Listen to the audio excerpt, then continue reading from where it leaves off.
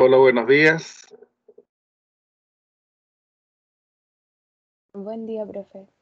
Buen día. Buenos días, profesor. Buenos Buenos días días. para todos.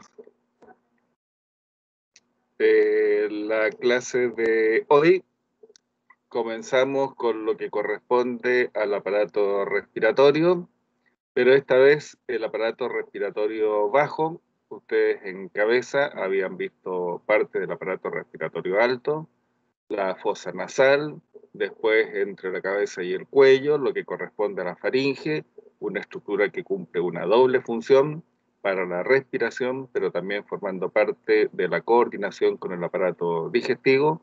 Y después venía una estructura que es la laringe, que para algunos autores constituye el término de la vía respiratoria alta, porque a través de un examen por la vía oral se puede observar. Para otros, este elemento constituye el primer elemento de la vía respiratoria baja. Pero como se puede observar, la mayor proporción de los autores corresponde entonces a una vía respiratoria alta. Y a partir de ahí, hacia la parte caudal, viene lo que corresponde a un conducto, que es la tráquea, con una porción cervical, con una porción torácica, que es la que vamos a ver hoy día, y después viene lo que está dentro del tórax como elemento completo, que son los bronquios y su distribución, hasta llegar a una familia de 16 generación de divisiones bronquiales, y finalmente vamos a presentar a los pulmones, que es el órgano en donde se realiza el proceso de intercambio gaseoso del medio interno con el medio externo, y que tiene unas membranas serosas que lo cubren y que facilitan su desplazamiento en el interior del tórax y que corresponden entonces a las pleuras. Vamos a presentar entonces lo que corresponde a la clase del aparato respiratorio bajo, que se inicia en una estructura tubular, que es la tráquea, que tiene un esqueleto de tipo cartilaginoso, al igual que la laringe. Este esqueleto cartilaginoso está compuesto por anillos cartilaginosos que son incompletos en la parte posterior. En la parte posterior, estos anillos cartilaginosos están unidos por una membrana, y su importancia desde el punto de vista funcional, desde el punto de vista clínico, es que la tráquea tiene que ser blanda a nivel de la parte posterior, dado su relación directa con una estructura que pertenece al aparato digestivo y que es el esófago. Y el esófago se distiende dependiendo del tamaño del bolo alimenticio. Si la tráquea fuera un anillo cartilaginoso completo, se producirían fricciones, roces, cuando el bolo alimenticio va desplazándose desde la parte superior hasta la parte inferior. Entonces está compuesto por anillos cartilaginosos incompletos en su parte posterior, unidos a través de ligamentos, recubiertos internamente por una membrana mucosa, muy sensible a los cuerpos extraños, que es inervada sensitivamente por el nervio vago.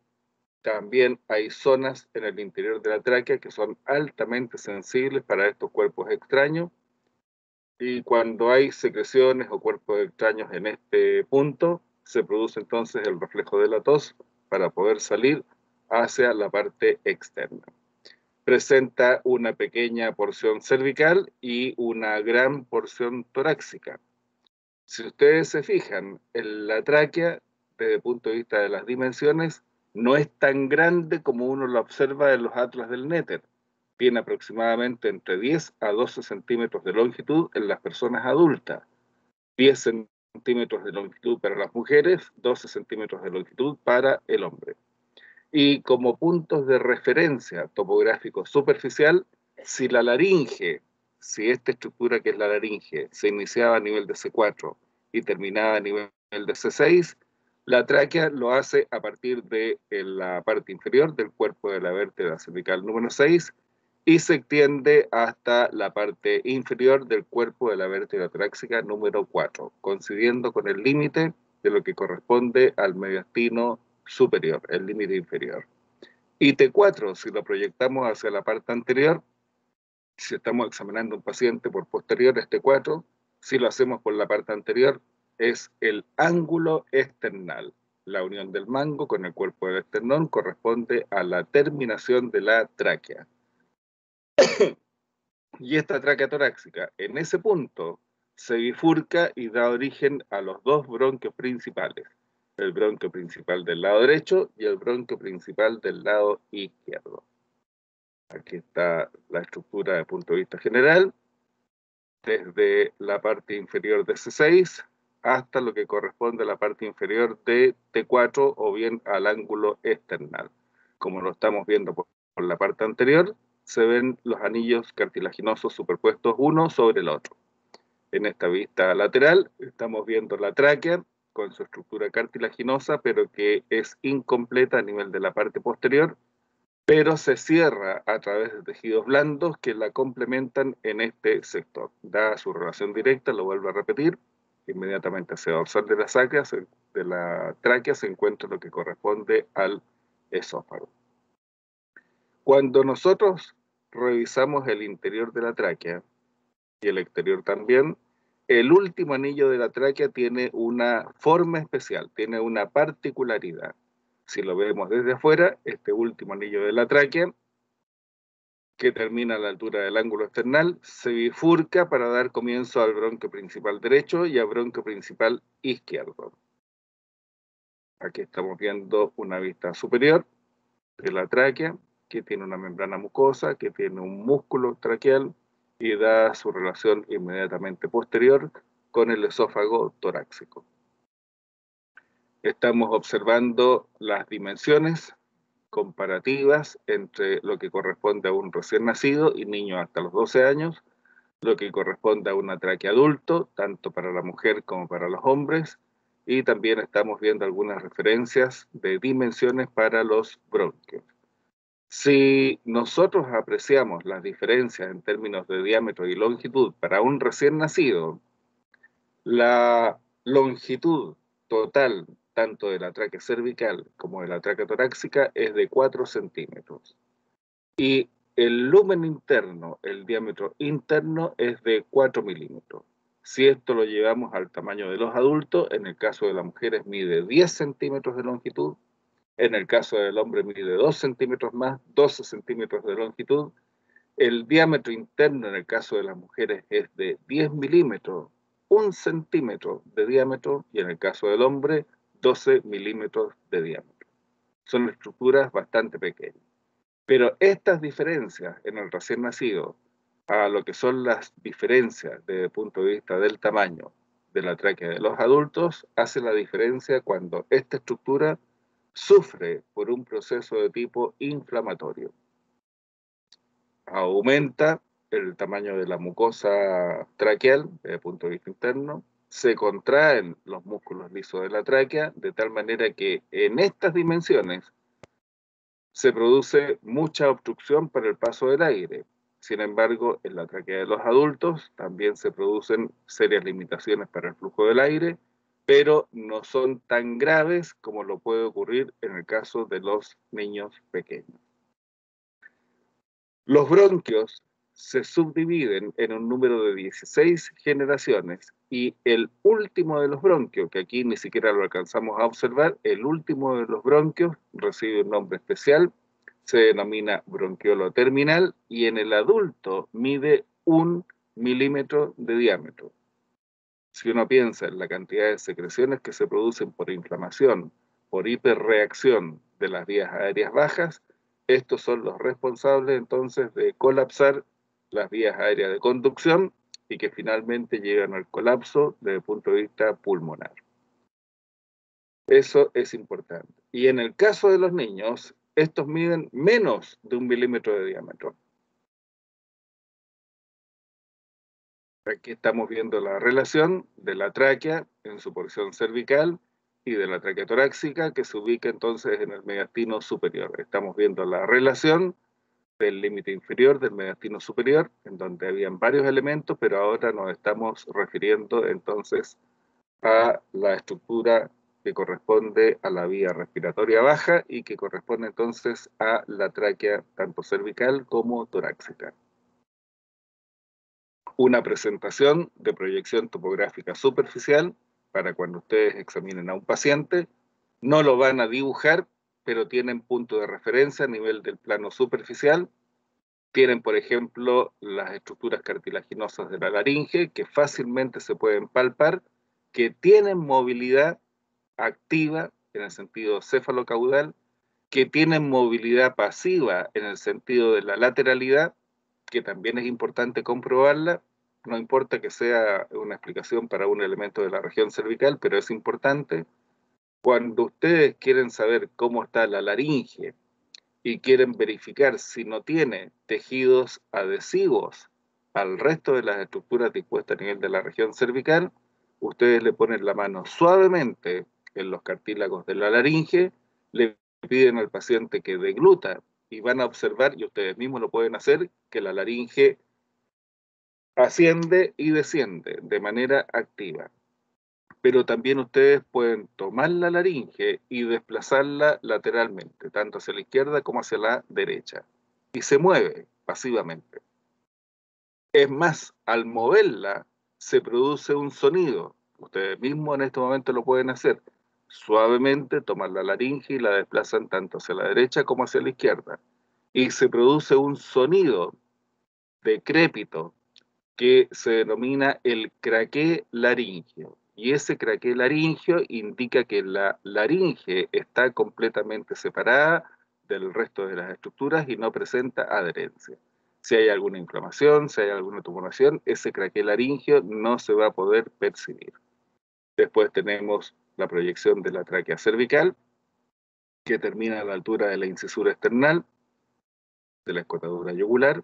Se continúa la tráquea a nivel torácico, profundo en el mediastino superior, y termina a nivel de su último anillo, que corresponde a un elemento muy importante que origina el bronquio principal derecho y el bronquio principal izquierdo, y lo hace a la altura de la vértebra T4, el plato inferior, o hacia la parte anterior, la unión entre el mango y el manubrio del esternón, donde hay un reparo que se denomina el ángulo esternal.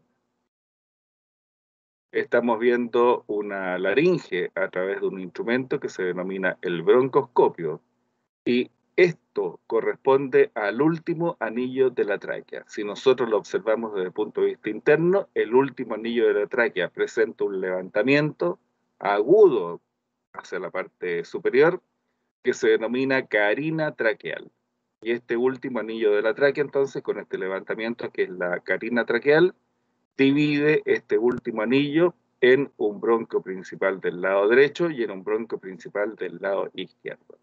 Esta zona de la carina traqueal tiene una alta cantidad de receptores para el reflejo de tipo tusígeno. Las secreciones que llegan a esta posición, cuando se concentran, pueden provocar entonces la tos para poder salir hacia el exterior. No solamente la laringe tiene zonas de reflejo tusígeno, sino que también lo tiene la tráquea a nivel específicamente de la carina traqueal. Lo vamos a ver más adelante, pero aprovechando esta imagen que no se vuelva a repetir, la presentación, el origen del bronquio principal del lado derecho con el bronquio principal del lado izquierdo tienen diferencia. Si ustedes se fijan, yo veo prácticamente de manera completa el diámetro interno del bronquio principal derecho. En cambio, si yo lo comparo con el bronquio principal izquierdo, apenas observo su lumen. ¿Por qué? Porque hay una diferencia de angulación.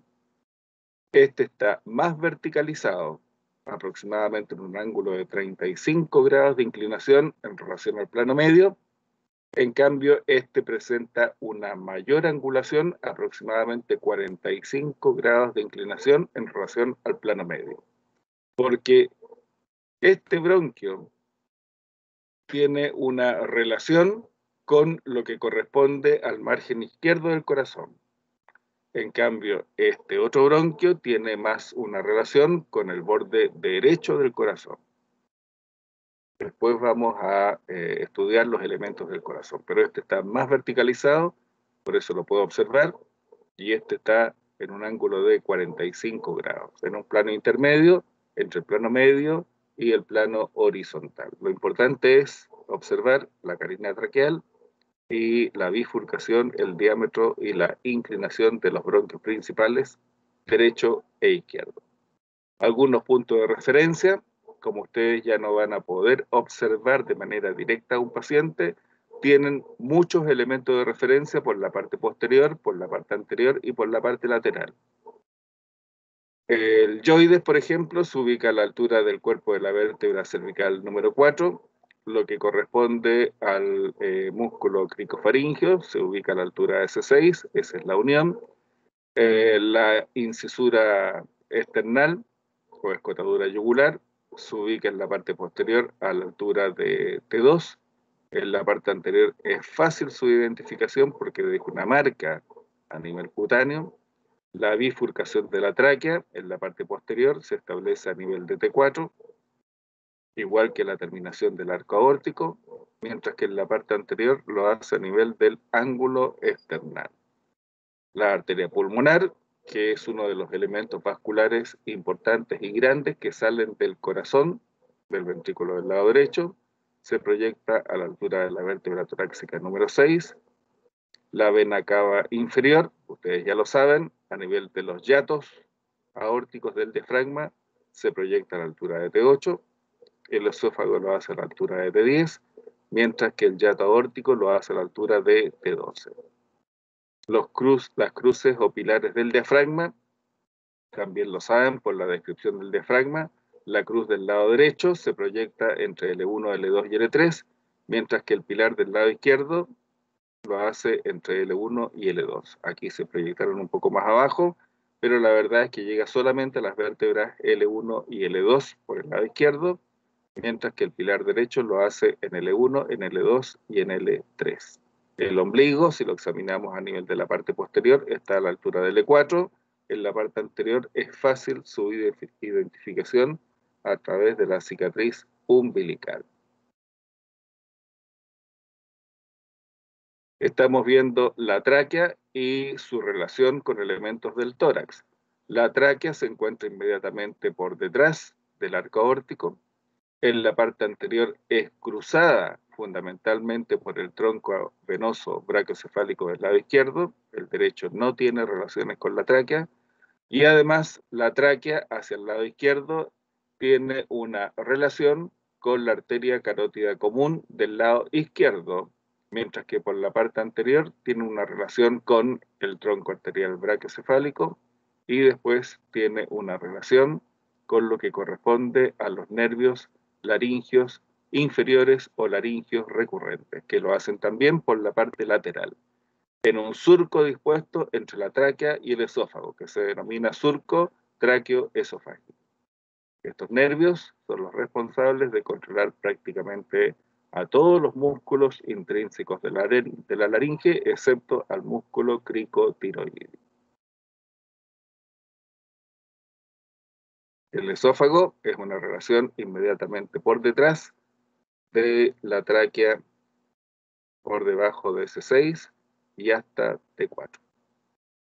Estamos viendo los mismos elementos en una vista ampliada, la tráquea en su relación dorsal con el esófago, en su relación ventral con el arco aórtico, la relación que tienen con la con la arteria carótida común del lado izquierdo.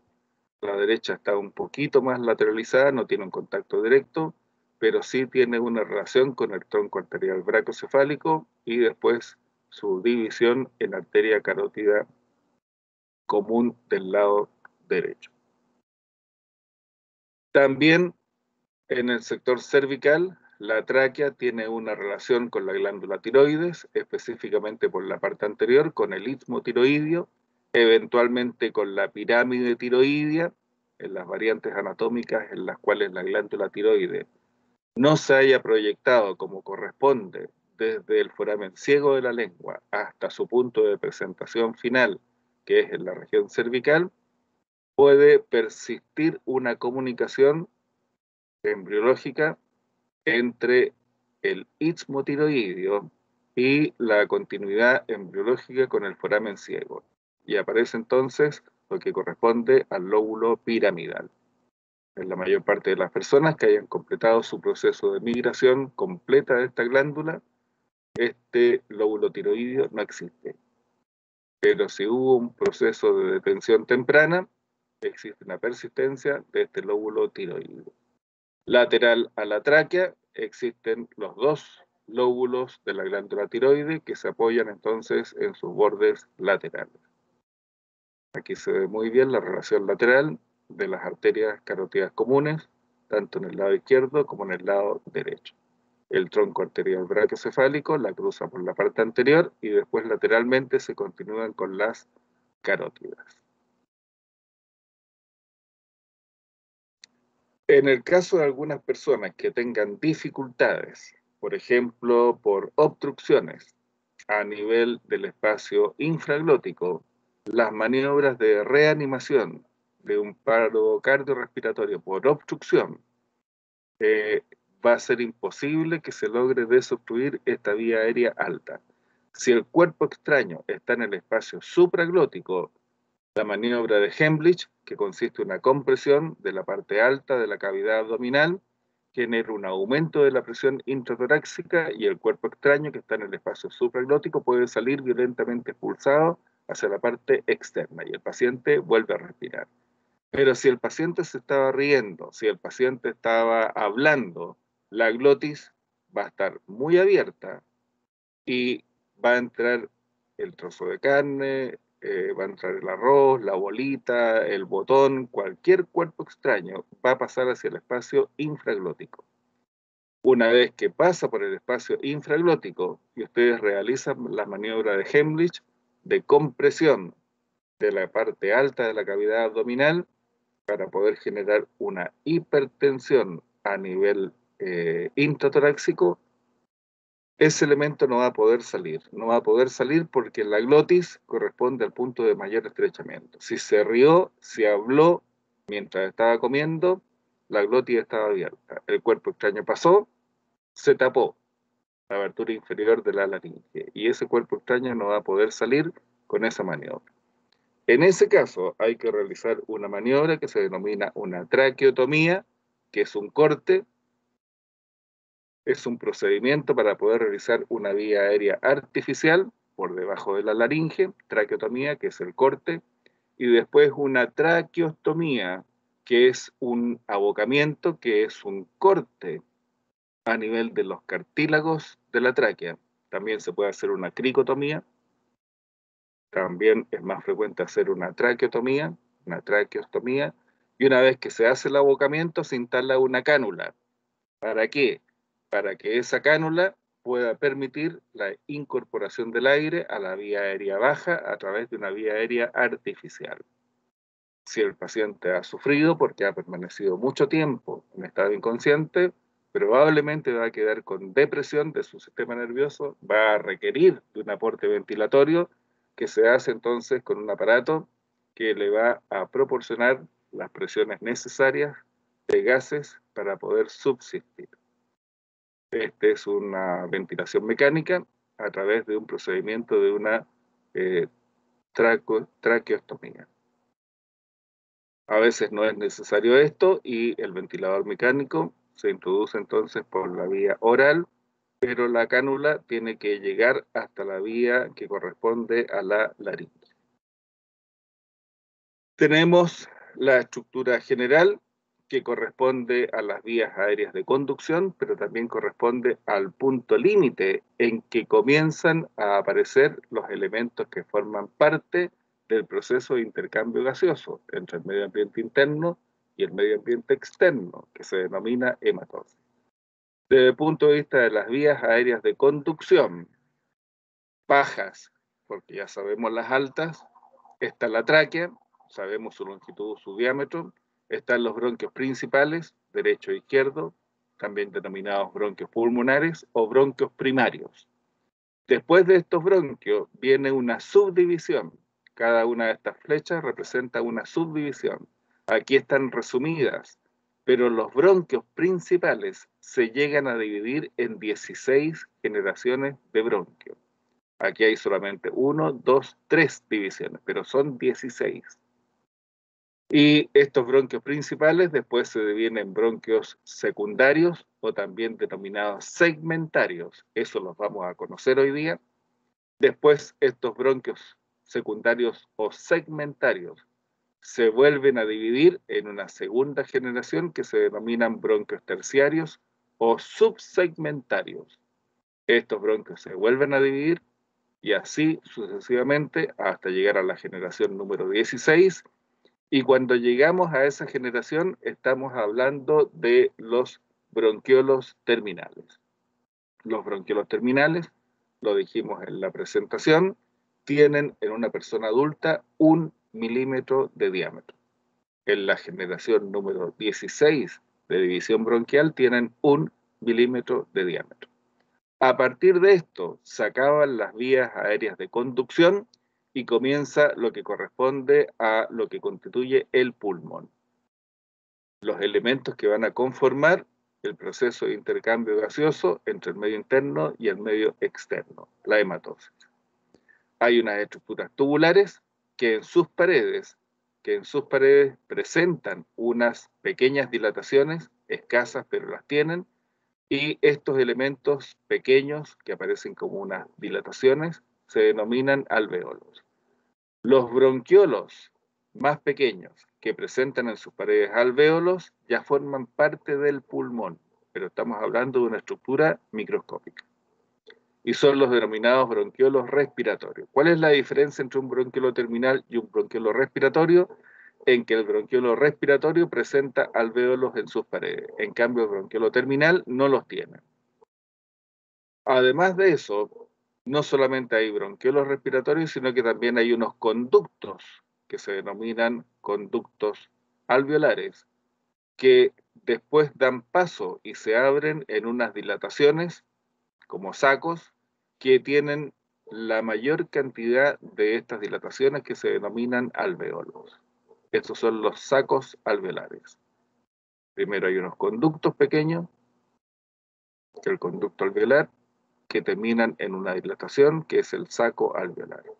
Y en lo más microscópico de todo están estas estructuras dilatadas que se denominan alvéolos. Entre 300 a 400 millones de alvéolos tenemos las personas adultas por cada uno de los pulmones. Cuando vamos a hacer la descripción del pulmón, vamos a estar hablando del conjunto de bronquiolos respiratorios, de conductos alveolares, de sacos alveolares y de alvéolos. Estas son estructuras microscópicas, pero en lo macroscópico, a la fácil observación, vamos a estar describiendo a los pulmones. Entonces, desde la tráquea hasta los bronquiolos terminales corresponden a las vías aéreas de conducción baja. Tenemos la estructura de la tráquea con sus anillos cartilaginosos, sus estructuras ligamentosas que los mantienen unidos, músculos lisos que lo completan en la parte posterior y además de eso internamente revestido por una membrana mucosa, ricamente inervada por el nervio vago, especialmente a nivel de la carina traqueal.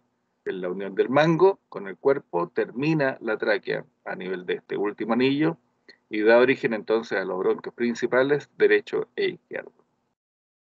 Estos bronquios principales, derecho e izquierdo, después se dividen en una primera generación. Por ejemplo, el bronquio principal del lado derecho se divide en un bronquio lobar superior, en un bronquio lobar medio y en un bronquio lobar inferior. Tiene una primera generación de 3 bronquios que se denominan lobares: superior, medio e inferior. El bronquio principal del lado izquierdo se divide solamente en 2 bronquios lobares, un bronquio lobar superior y un bronquio lobar inferior. Ahí tenemos la primera generación de división. El bronquio derecho se divide en 3, el bronquio izquierdo se divide en 2. Sigamos el camino de uno, solamente como una presentación inicial. El bronquio principal, que corresponde al lóbulo superior derecho, se vuelve a dividir y lo hace en una división de 3 bronquios que se denominan segmentarios.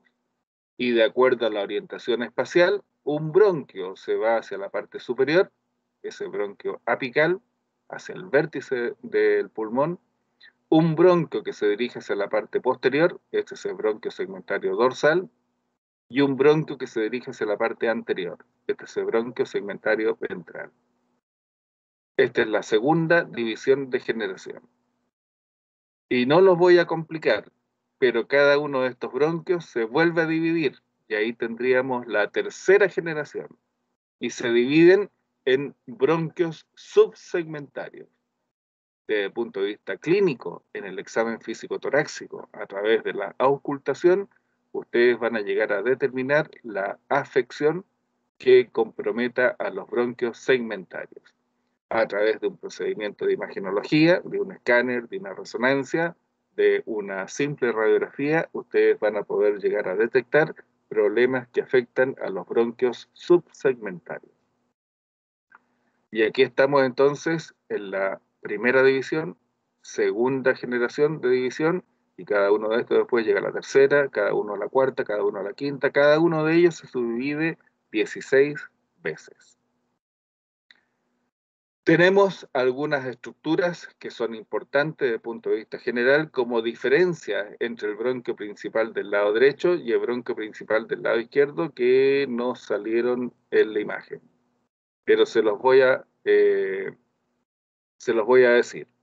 El bronquio principal del lado derecho, lo dijimos también al comienzo, tiene un mayor grado de inclinación en relación al plano medio. Presenta una angulación de 35 grados en relación al plano medio. Está más verticalizado, siguiendo el margen derecho del corazón. En cambio, la inclinación del bronquio principal del lado izquierdo presenta una angulación con el plano medio de 45 grados, siguiendo el margen del lado izquierdo del corazón. El bronquio principal del lado derecho tiene una menor longitud, 2,5 centímetros de longitud. No son estructuras muy grandes, 2,5 centímetros de longitud. En cambio, el bronquio principal del lado izquierdo tiene 5 centímetros de longitud. Una diferencia significativa, el doble de longitud que el bronquio principal del lado derecho. El diámetro interno de lo que corresponde al bronquio principal del lado derecho es de 1,5 centímetros de diámetro. En cambio, el diámetro del bronquio principal del lado izquierdo es de 10 milímetros de diámetro, 1 centímetro de diámetro. Y ya también lo habíamos dicho, el bronquio principal del lado derecho se divide en 3 generaciones primarias, superior, medio e inferior, mientras que el bronquio principal del lado izquierdo solamente se divide en 2 generaciones que corresponden al bronquio lobar superior y al bronquio lobar inferior. Resumiendo entonces, el bronquio principal del lado derecho presenta 35 grados de inclinación, presenta 2,5 centímetros de longitud, presenta 15 milímetros de diámetro y se divide en su primera generación en 3 bronquios que se denominan lobares, superior, medio e inferior. El bronquio principal del lado izquierdo tiene una mayor inclinación, 45 grados, presenta una división inicial en 2 bronquios lobares, superior e inferior, presenta una longitud de 5 centímetros y un diámetro de 10 milímetros o 1 centímetro.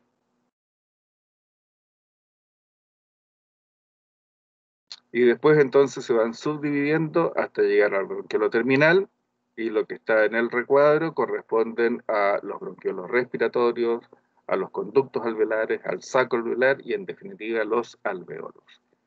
En las personas adultas existen 300 a 600 millones de alvéolos por cada uno de los pulmones. Fíjense ustedes que en los niños recién nacidos se han descrito aproximadamente entre 45 a 50 millones de alvéolos. En el caso de los adultos, esos 300 a 600 millones de alvéolos representan una superficie para el intercambio gaseoso de aproximadamente en promedio 70 metros cuadrados, como una cancha de tenis. Si nosotros plancháramos todos los alvéolos en una superficie extendida, tendría 70 metros cuadrados.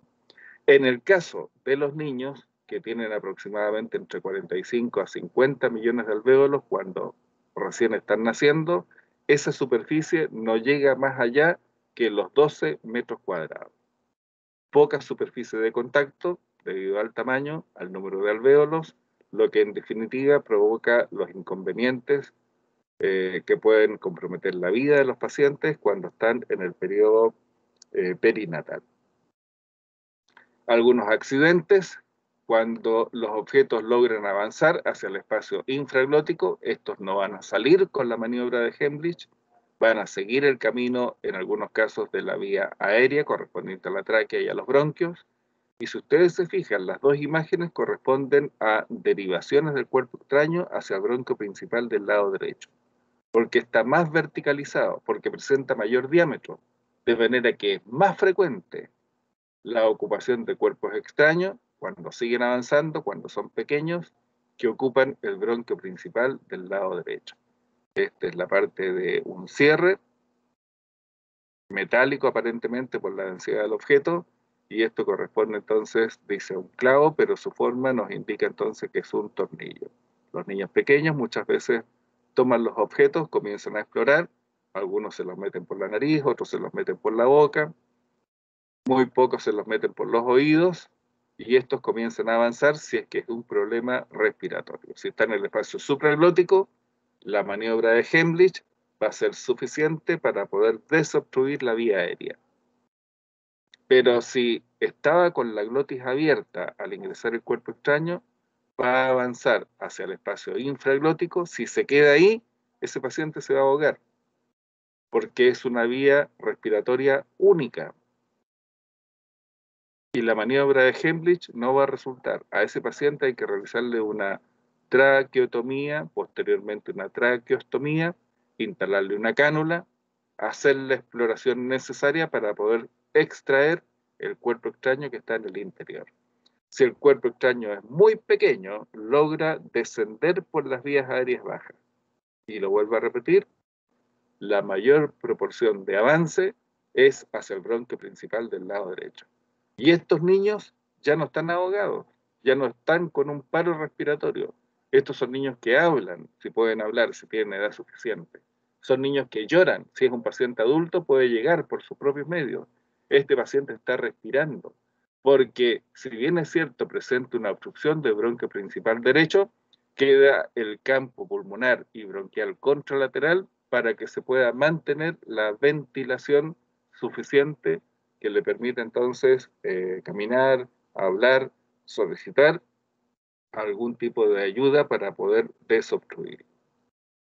Pero el que está en el espacio infraglótico, ese va a quedar con un cese completo de la respiración. Si no se desobstruye, va a quedar con serio inconveniente de la respiración e incluso puede provocar la muerte de las personas. Hay cuerpos extraños que a veces uno ni se imagina, pero estas son radiografías reales. Son elementos que son sacados de revista como casos clínicos que llaman la atención. Este es un clavo. Afortunadamente el clavo ingresó de manera invertida, porque si hubiese entrado con la punta hacia la parte caudal, probablemente los tejidos blandos sufrirían algún tipo de desgarro y una mayor complicación. Aquí hay un chinche, por su posición nos indica que se fue hacia el sector del bronquio principal del lado derecho. Dada la longitud, no se inclinó ni hacia la derecha ni hacia la izquierda, sino que quedó en la posición de la tráquea. Preguntas, porque ahora viene algo complicado, entonces preguntas antes de empezar a describir lo complicado. ¿Alguna experiencia, algo que hayan visto, que quieran compartir, que quieran saber?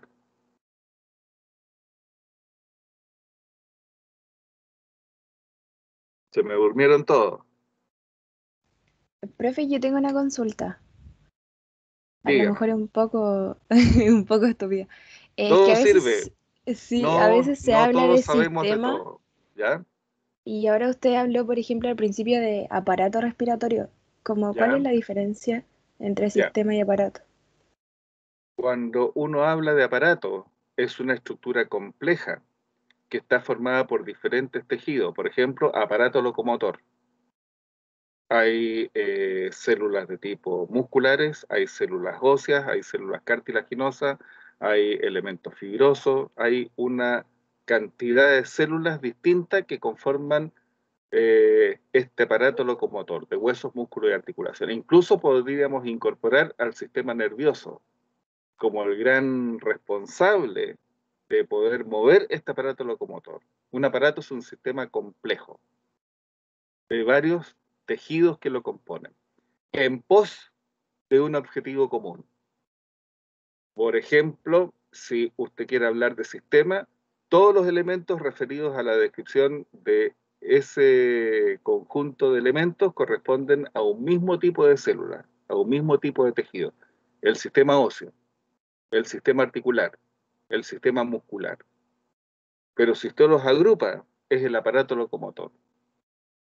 Si usted quiere describir, por ejemplo, el aparato respiratorio, está describiendo no solamente los elementos que corresponden al pulmón, a los bronquios, en donde hay cartílagos, en donde hay membranas, en donde hay músculos, en donde hay nervios, incluso está vinculado al aparato del corazón, al sistema del músculo cardíaco.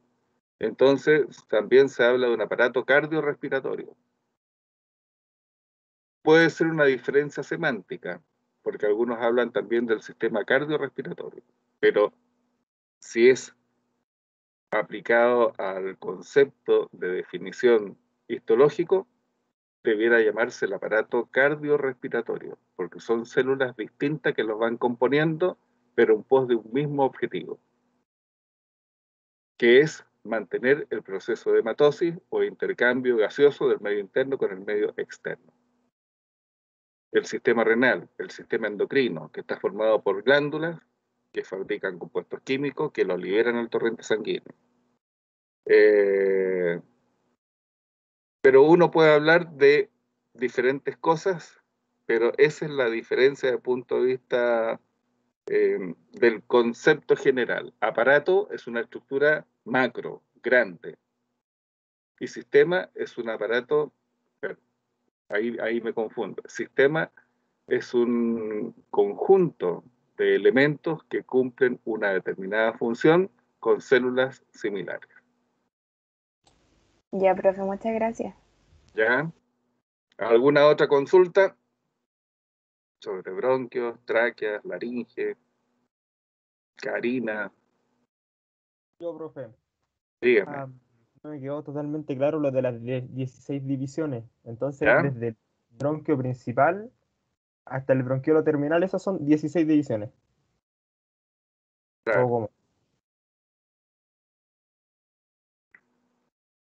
Este es bronquio principal, ¿cierto? Derecho e izquierdo. La primera división de generación es esta, bronquios lobares. Esa es la primera. La segunda división es esta.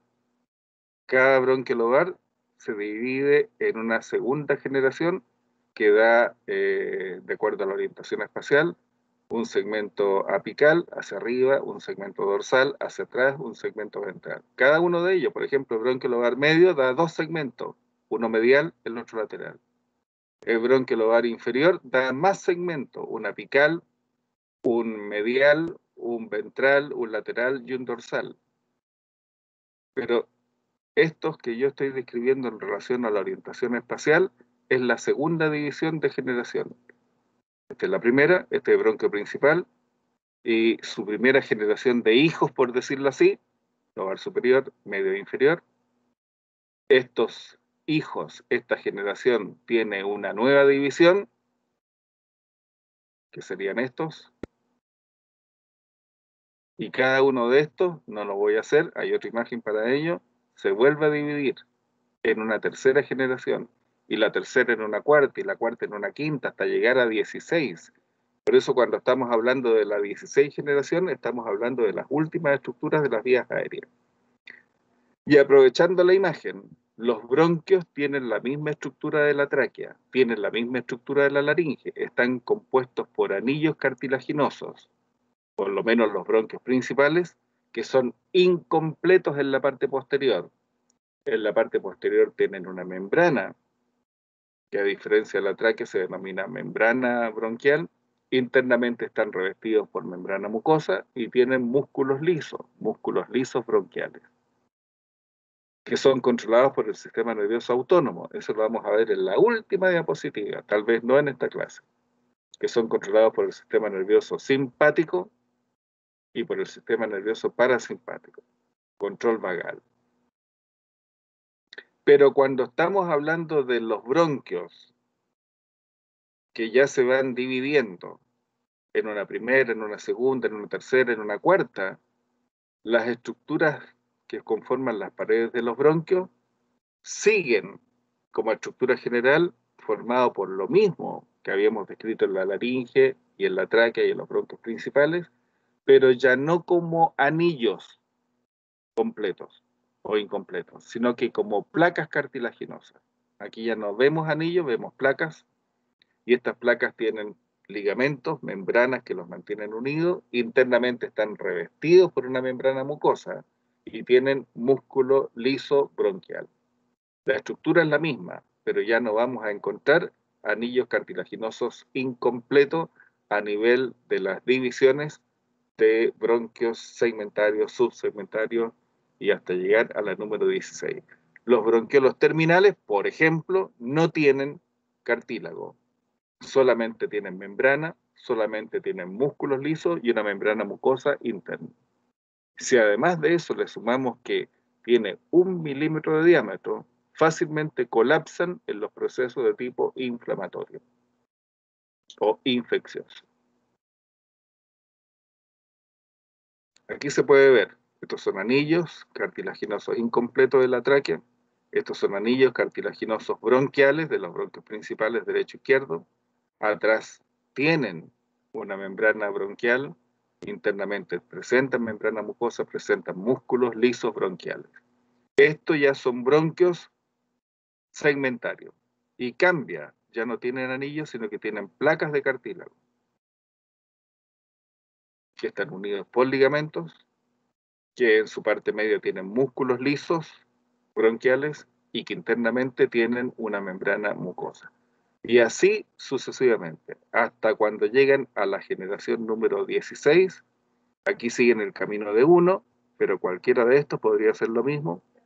Se acaban los cartílagos, solamente hay membranas en la parte externa, músculo liso en la parte media y una membrana mucosa en la parte interna. Por eso aquí es fácil que colapse. Con mayor razón acá, que es lo que corresponde al tejido pulmonar. No sé si le quedó claro ahí la explicación. Sí, profe, gracias. Por ejemplo, ¿usted se acuerda de... no se acuerda usted, pero ¿tiene abuelos o no tiene Sí, abuelos? sí, Ya. tengo. Supongamos que nosotros queremos contar el cuento de su árbol genealógico a partir de, del mayor recuerdo que usted tenga hacia atrás. ¿Tiene bisabuelo Sí. y tiene tatarabuelo? Mm, de tener sí, pero no lo recuerdo. Pero no lo recuerda. Entonces vamos a empezar a partir de sus bisabuelos, me dijo que tenía. Sí, Ya. Vamos a partir de su bisabuelo, que sería el bronquio principal del lado derecho. Su abuelo sería un bronquio segmentario. Su papá sería un bronquio subsegmentario. Y usted sería una tercera o una cuarta generación de un bronquio denominado subsegmentario. Y sus hijos serían una cuarta o una quinta generación.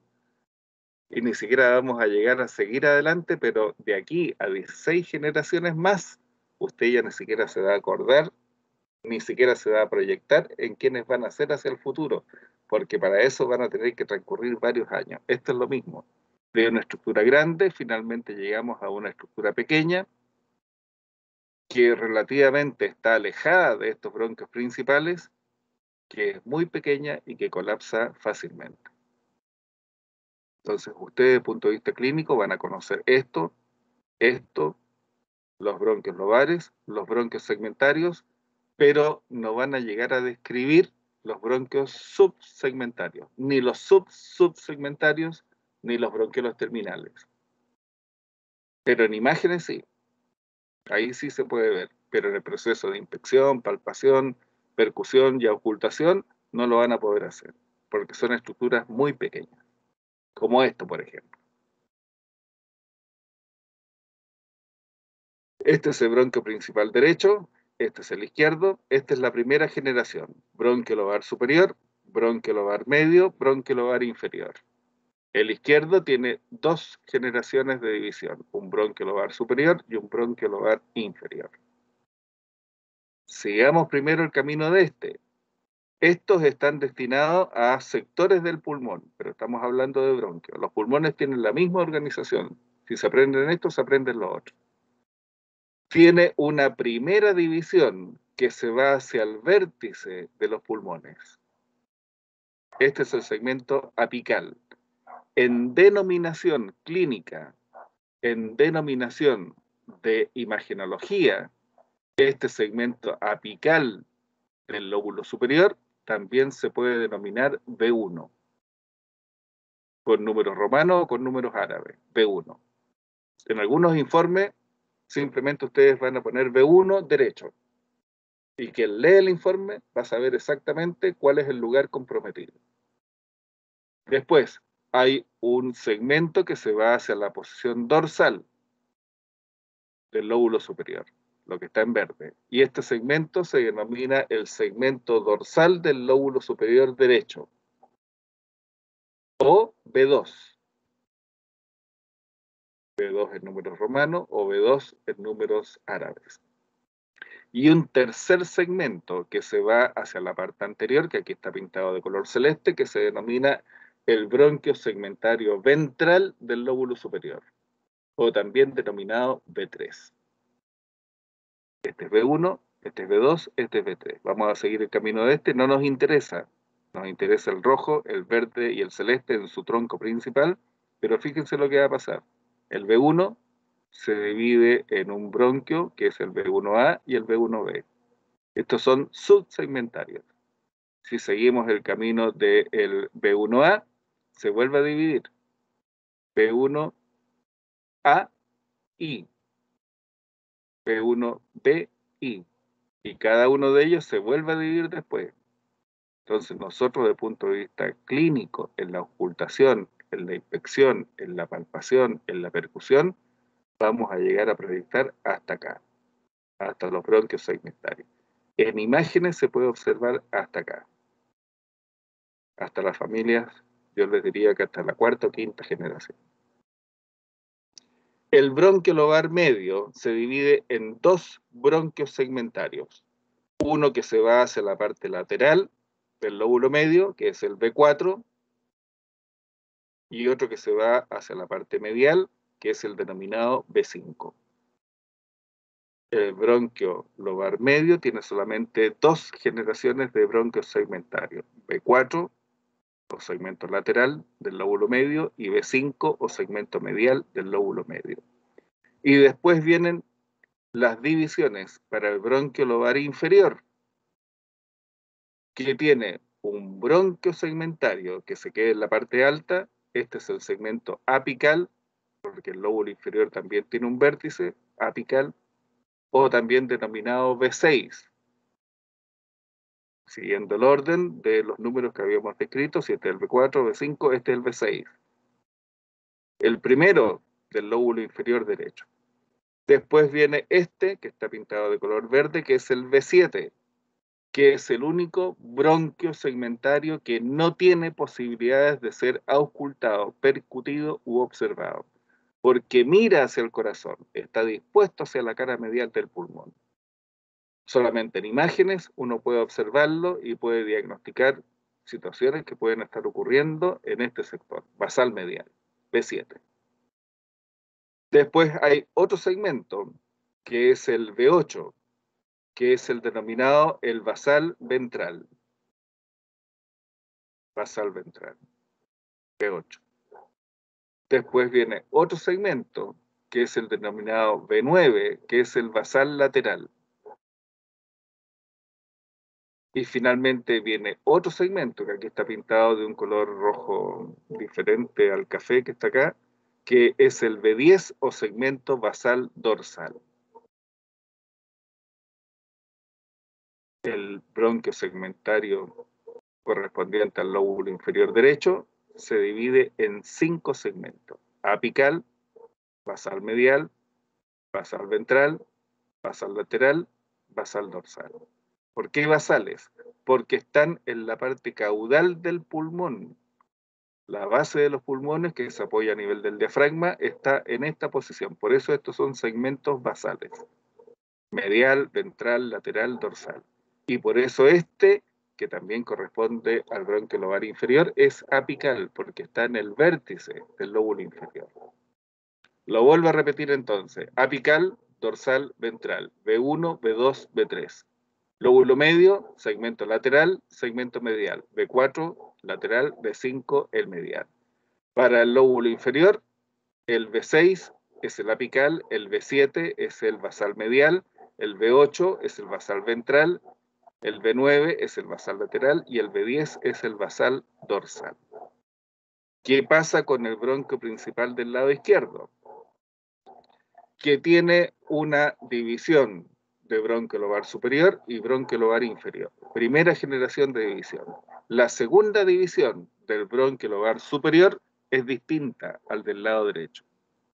Aparece un tronco común para el segmento apical y para el segmento dorsal. Lo equivalente al rojo y al verde de acá, aquí queda en un tronco común. Y este tronco común se denomina ápico dorsal, o B1 más B2. La proyección de los bronquios sigue siendo la misma que este. Este va hacia el vértice del pulmón, en cambio el otro va hacia la parte posterior. B1 va hacia arriba, B2 va hacia atrás, pero es un tronco común. El que está pintado de color celeste es el B3, si este era el B1 más B2, ápico dorsal, este es el ventral del lóbulo superior del lado izquierdo, B3. Y después vienen 2 segmentos más que están orientados para el lóbulo superior izquierdo. Estamos hablando de del lóbulo superior izquierdo, que le pertenecen al lóbulo superior izquierdo, que tiene una escotadura, da la proyección del margen izquierdo del corazón, que le quita un pedazo al lóbulo superior izquierdo del pulmón. Y como le quita un pedazo, esta parte del pulmón tiene una prolongación en forma de una pequeña lengüeta, y a eso debe su nombre. Esa parte del lóbulo superior izquierdo, en la parte baja, se denomina língula. Y es por eso entonces que aparece un segmento lingular superior y lingular inferior, porque la parte medial de este lóbulo superior ya no existe. El corazón le quita la porción medial al lóbulo superior izquierdo. Entonces, el bronquio lobar superior izquierdo se divide en un tronco común que se denomina segmento ápico dorsal, B1 más B2. B1 hacia arriba, B2 hacia atrás. Tronco común. Un segmento ventral del lóbulo superior izquierdo, o B3. Un segmento lingular superior, B4. Un segmento lingular inferior, o B5. Después, en el sector del bronquio lobar inferior, también hay un segmento apical del lóbulo inferior izquierdo, o B6.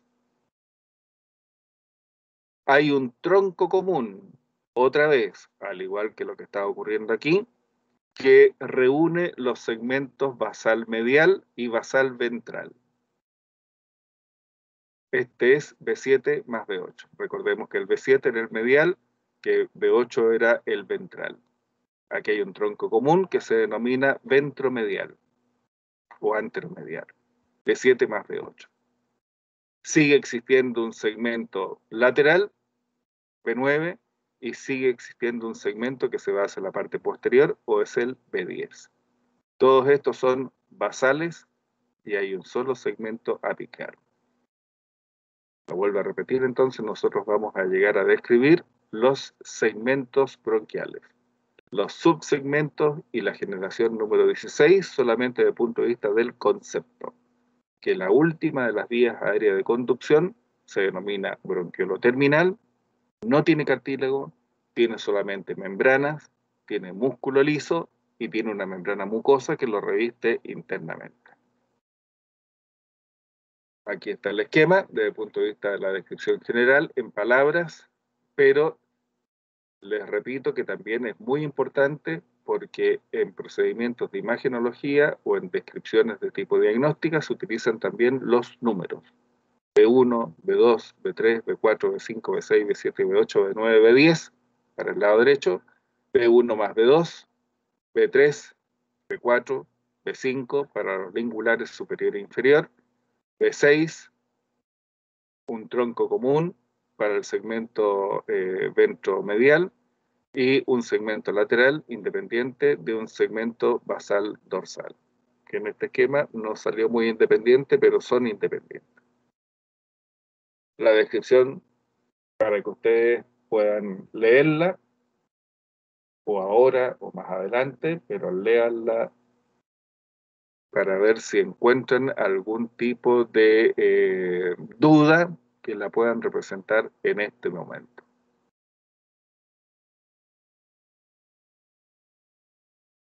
Aquí están en números romanos, pero también pueden ser descritos en números árabes. Se me había olvidado decir que el segmento apical, o B6, tanto en el derecho como en el izquierdo, también lo describió un autor, que fue Nelson, de tal manera que en la nomenclatura antigua también lo pueden encontrar como el segmento de Nelson. Solamente así. Y siempre van a estar describiendo el segmento apical del lóbulo inferior, tanto del lado derecho como del lado izquierdo. Por lo tanto, tienen que agregar además de qué sector es, si es derecho o izquierdo.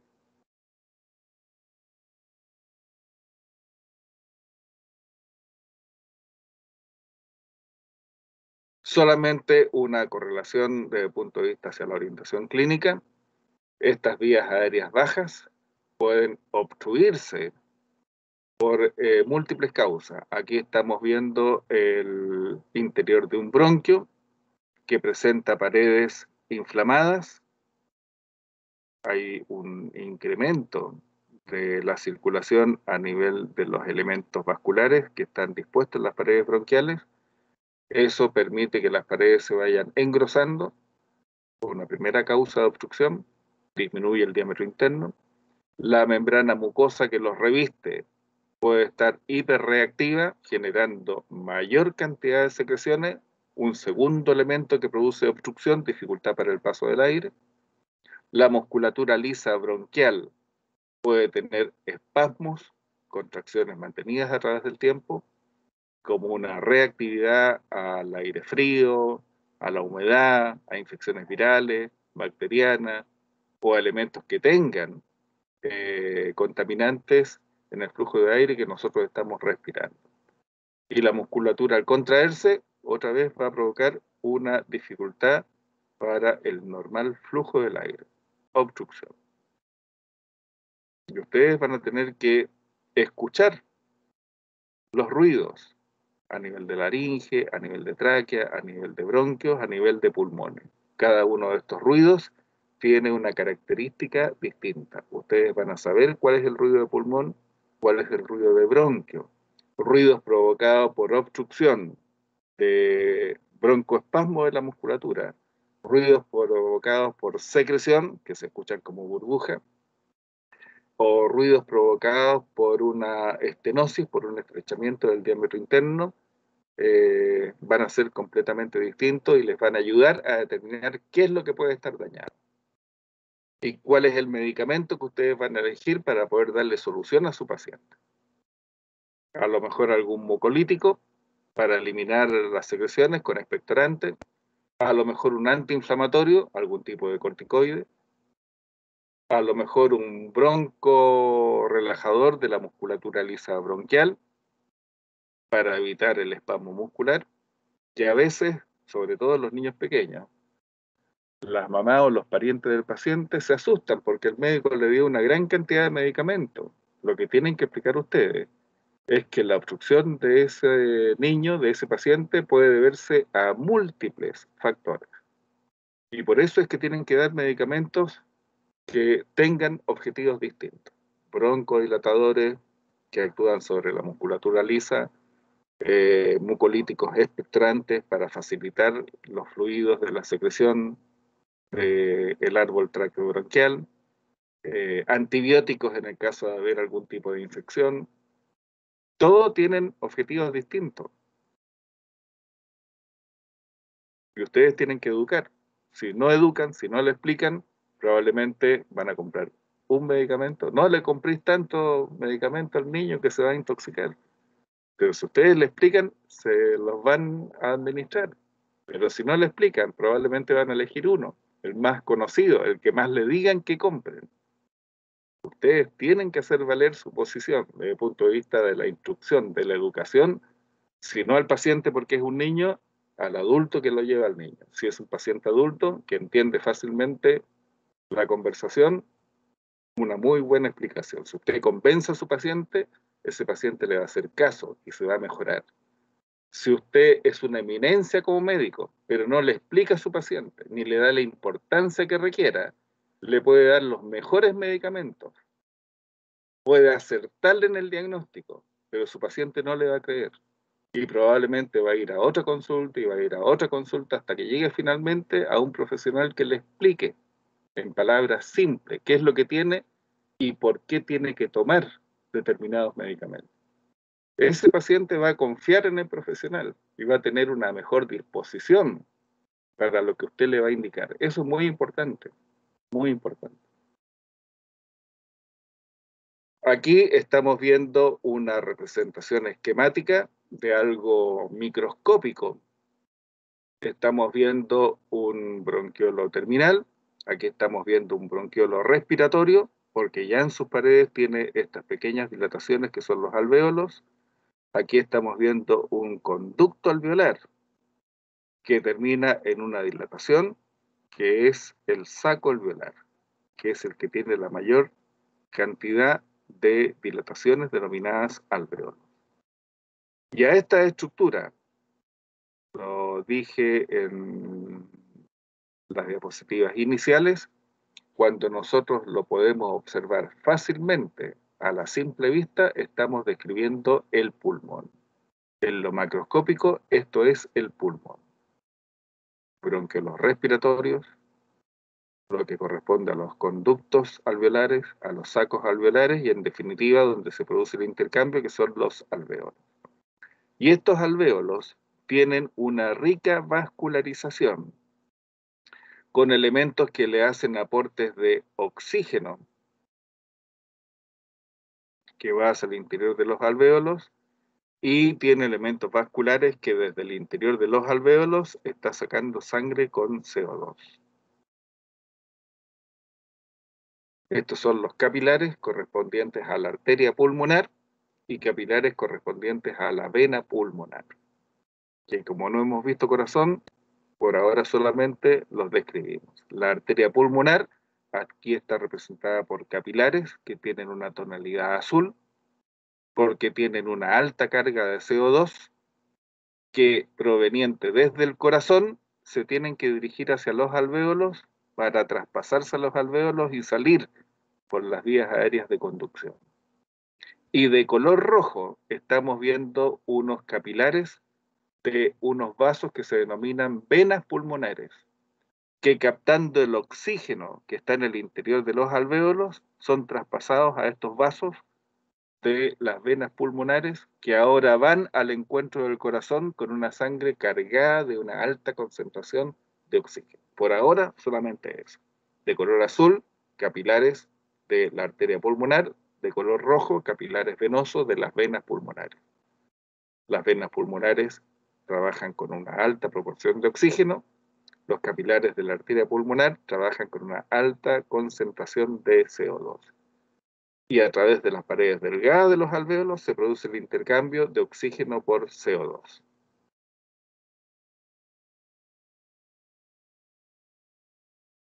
Otra imagen de lo mismo.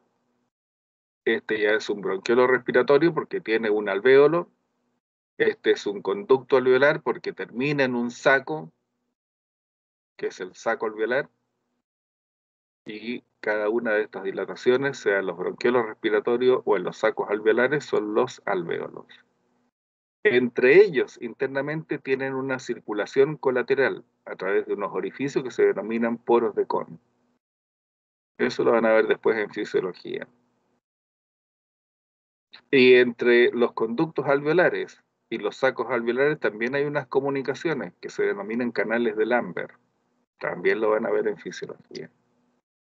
Una vez más, y aprovechando la imagen, los derivados de color azul son capilares arteriales de la arteria pulmonar. Los derivados de color rojo son capilares venosos correspondientes a las venas pulmonares. Venas pulmonares trabajan con oxígeno, las arterias pulmonares trabajan con CO2. Preguntas.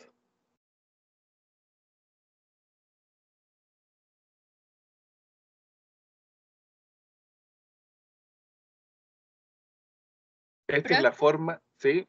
En caso de una patología o algo así, ¿se puede vivir con un solo pulmón? Por supuesto que sí. Vamos a ver ahora que los pulmones tienen independencia funcional. Así como los bronquios se dirigen a una parte del pulmón y son independientes, los pulmones también son independientes. Entonces, si hay una lesión de tipo tumoral, si hay una destrucción del parénquima pulmonar o del parénquima bronquial en que ya no cumple una función, por ejemplo, aquí estamos viendo el pulmón del lado derecho que tiene un lóbulo superior que se corresponde con el bronquio lobar superior, con un lóbulo medio y con un lóbulo inferior. El lóbulo superior es independiente del lóbulo medio y el medio independiente del inferior. Es más, dentro del lóbulo superior, usted ya sabe que hay un segmento apical, que hay un segmento ventral, y no lo podemos ver aquí, pero hay un segmento dorsal, y cada uno de estos segmentos son independientes dentro del lóbulo. Entonces, si el paciente presenta un cáncer en el lóbulo superior, se puede sacar el lóbulo superior y el paciente sigue viviendo. Tiene que ir a una rehabilitación desde el punto de vista de su acondicionamiento físico a esa condición, pero puede vivir una vida normal. Puede sacarse el lóbulo superior y el lóbulo medio y subsiste con el lóbulo inferior y el campo respiratorio completo contralateral. Se puede sacar un pulmón y el paciente subsiste con el contralateral. Se puede sacar todo un pulmón, incluso el lóbulo superior o el inferior del lado izquierdo. Uno de los dos, por supuesto, tiene que quedar algo de pulmón. Y el paciente sigue viviendo, pero en condiciones de calidad de vida desde el punto de vista respiratorio que son bastante limitadas. Que no, como ya no va a poder intercambiar aire con oxígeno y eliminar el CO2, este paciente se va a cansar. Tiene que realizar las actividades más lento, las sobrecargas de esfuerzo al subir escalera, al comer, al hablar, le van a provocar dificultades de tal manera que tiene que hacerlo con calma. Tiene que utilizar algunos medicamentos especiales. Pero sí, se puede extirpar. Las pacientes pueden subsistir con un lóbulo, que es la condición más extrema desde el punto de vista de las lobectomías. Se pueden realizar neumonectomía, o sea, sacar un pulmón completo.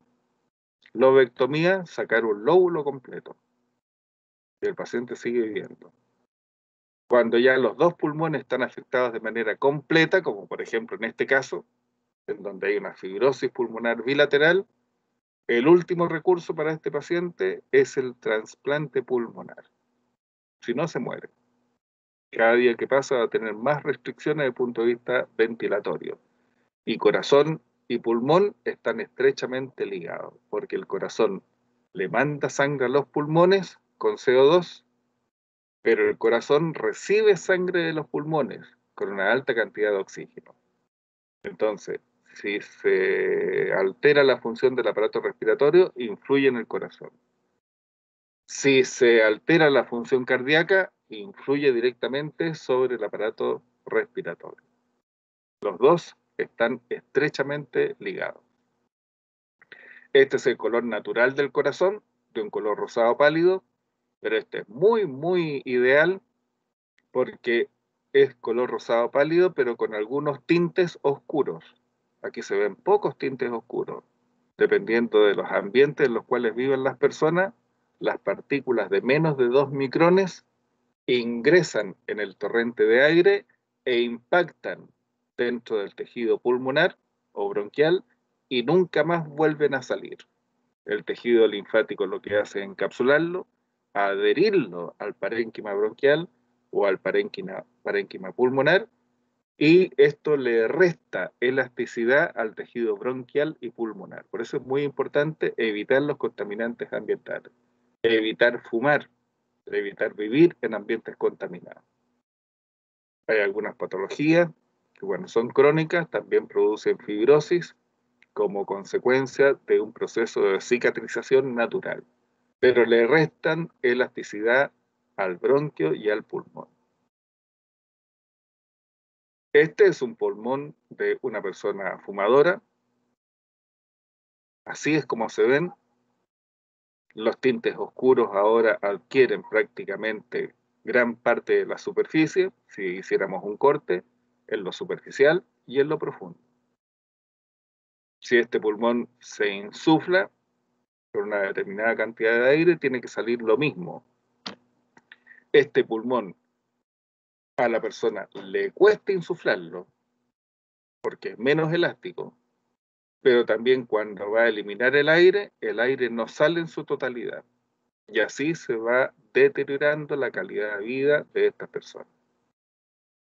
De tal manera que si fuman, tienen que pensar que las consecuencias de lo que están inhalando, cualquiera que sea el cigarrillo que ustedes están fumando, va lentamente provocando restricciones al proceso de la respiración. Sin fumar, pero viviendo en un ambiente contaminado, como en el que estamos viviendo aquí en Antofagasta, también nos va a pasar lo mismo. No en esta intensidad, pero igual se va a restringir la elasticidad del pulmón. Hay algunas otras enfermedades, por ejemplo la fibrosis quística, que es un problema a nivel de las glándulas mucosas de todo el cuerpo, pero especialmente a nivel del aparato respiratorio, produce graves consecuencias que si no hay un tratamiento adecuado, estos pacientes tienen una sobrevida que no es más allá de los 15 o 20 años.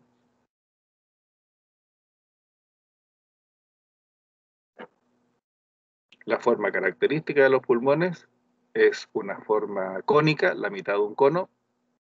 Tiene un vértice en la parte superior, que se denomina ápice. Las bases de los pulmones derecho e izquierdo son cóncavas en todo sentido porque se apoyan sobre las cúpulas diafragmáticas derecha e izquierda. Presentan una cara que entra en contacto con las costillas, que es convexa y amplia en todo sentido, y presenta una cara que mira hacia el mediastino y que es la denominada cara mediastínica, en donde hay un orificio que se denomina hilio pulmonar, a través del cual entran los bronquios, entran y salen vasos sanguíneos, entran y salen elementos nerviosos y linfáticos, que se denomina hilio pulmonar.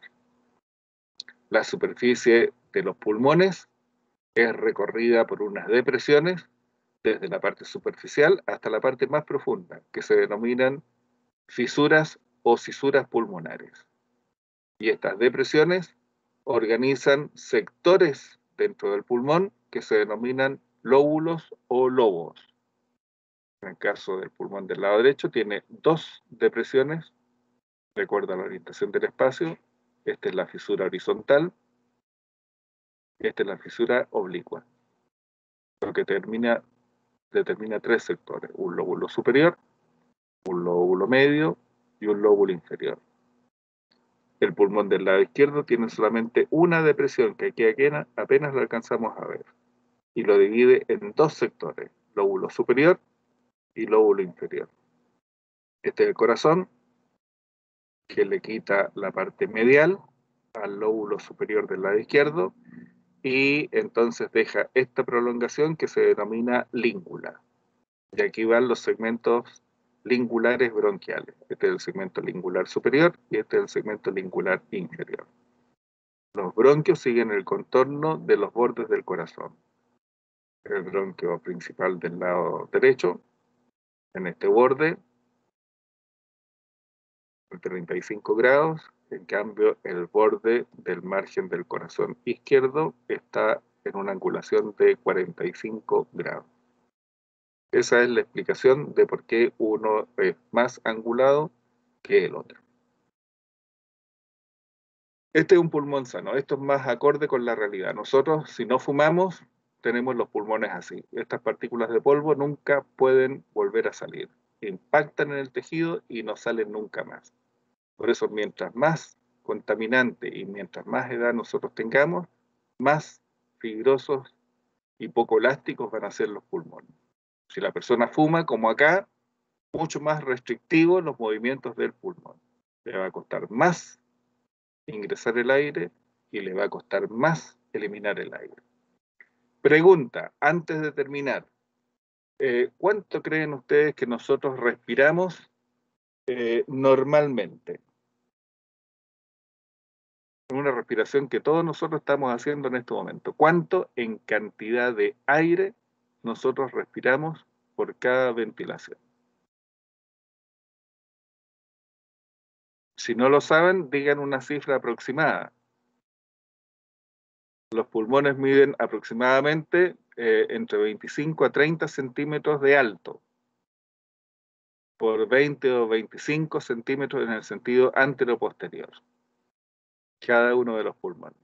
El pulmón del lado izquierdo es más estrecho, pero más alto. El pulmón del lado derecho es más ancho, pero más corto, porque el hígado empuja el diafragma hacia arriba, por lo tanto es menos alto el derecho.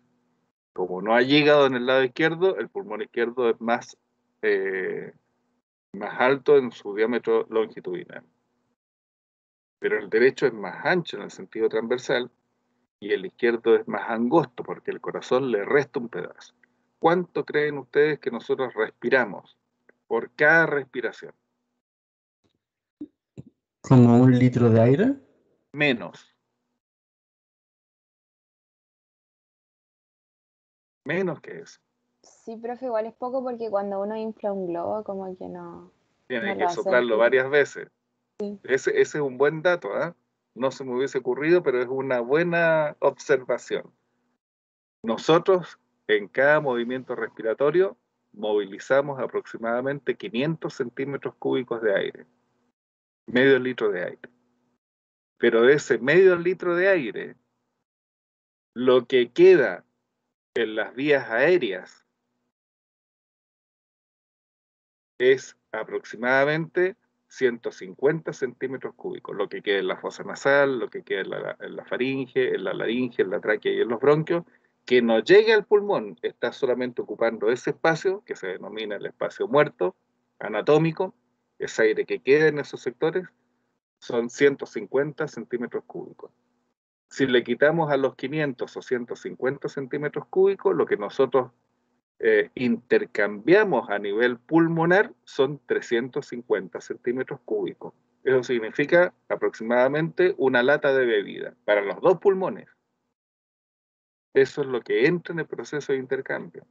Por eso es tan importante cuando tenemos disfunciones del aparato respiratorio, o de la vía aérea, o del aparato respiratorio como tal, en donde se realiza el intercambio, que es el pulmón. Eso es un dato tipo profesor Rosa para poder valorar lo que tenemos desde el punto de vista respiratorio.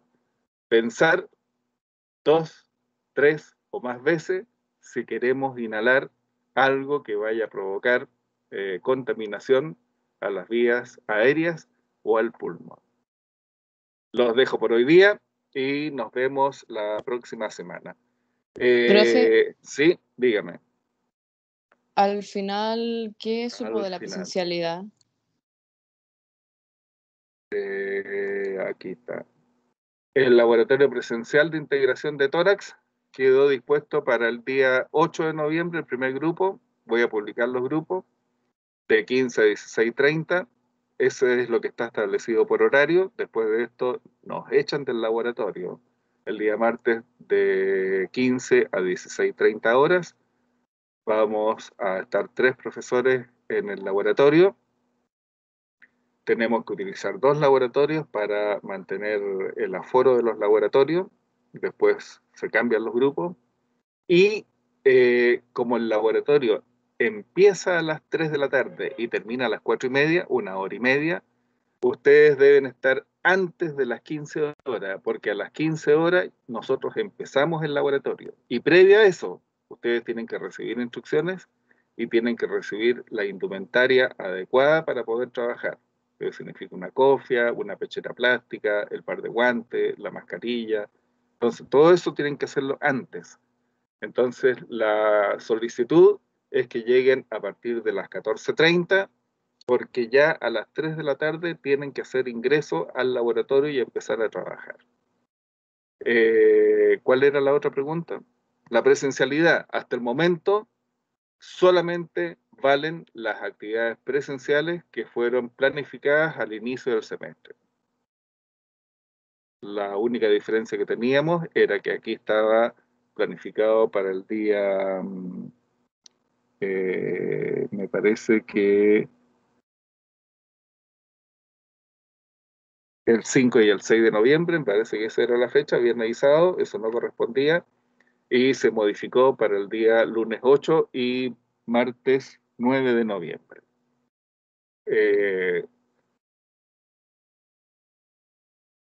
Pero no hay actividades presenciales aparte de estas 3 que están planificadas. Sin embargo, el compromiso era que teníamos que incorporar además algunos temas que ya habían sido aprobados por ustedes en las temáticas de miembro superior, de dorso y cuello y de cabeza, que correspondían al primer semestre. Entonces, en estos 3 laboratorios vamos a ir incorporando además elementos que correspondían a las actividades que ustedes ya aprobaron. ¿Alguna otra consulta? ¿Cuándo va a publicar los grupos? Hoy día los publico. Y esa lista tiene que ser enviada a Vicerrectoría Académica. Después de esa lista hay que subirla a una plataforma. Las personas que tengan inasistencia a esa actividad tienen que justificarlo ante el director del departamento biomédico. Entonces, como cualquier actividad de laboratorio, tiene que ser 100% de asistencia, pero van a ser solamente 3.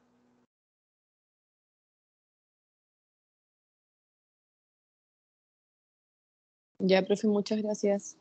Lo hemos hecho con otros cursos y ha sido muy interesante la actividad. Los estudiantes han quedado impresionados por la diferencia que hay entre la imagen plana de un libro, de la imagen digitalizada, lo que es la realidad. Ahí uno enfrenta la diferencia de tamaño. Yo les digo, la tráquea es una estructura pequeña, 10, 12 centímetros de longitud, 10 milímetros o 12 milímetros de diámetro. Puede que no les diga nada porque ustedes están acostumbrados al néter, al yocoche, al sobote y a otros libros. Cuando vean la realidad del tamaño de la tráquea y de los bronquios, ahí se van a dar cuenta de lo pequeño que es, de lo frágil que es el cuerpo en general. Eso les causó impacto a los estudiantes que ya han realizado laboratorios presenciales de otras carreras. Yo creo que con mayor razón a ustedes que van a trabajar 100% en el cuerpo humano. ¿Les parece? Esta clase ya está en Moodle, la de aparato respiratorio, de manera completa, así que pueden avanzar o leerla. Si tuvieran algún inconveniente, lo consultan a través del chat. Yo me tengo que ir a otra clase, así que los dejo y nos vemos la próxima semana, que es la última semana, y después vendría una semana de salud mental. Que les vaya bien. Chao, profe, muchas gracias. Chao, chao. Hasta Chao. luego, profe. Chao, profe. Chao. Chao, profe, que esté bien, muchas Que gracias. les vaya bien. Chao, profe. Chao. Profe, Sí. en el laboratorio se van a realizar